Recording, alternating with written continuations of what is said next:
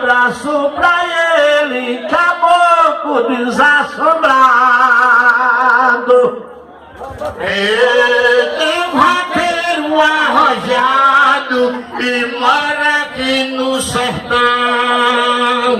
Vamos agradar o povo, digo a ti, meu patrão, que aqui tem monte de vaqueiro, que na pista é guerreiro, botando os boi no chão.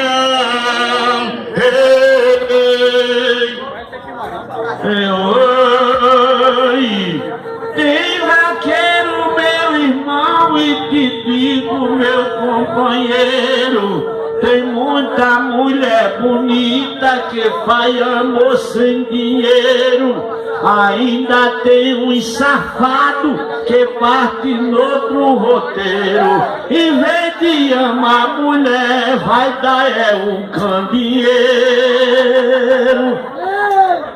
Eita, nesta festa de vaqueiro não tem essa atração.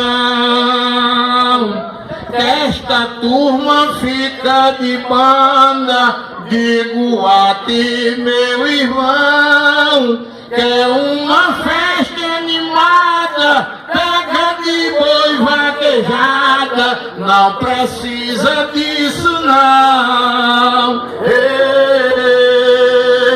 é isso aí, minha gente, tá só começando. Do meu lado aqui, o grande vaqueiro Valdemar Nobre, Rodrigo lá de Camalaú chegou também aqui.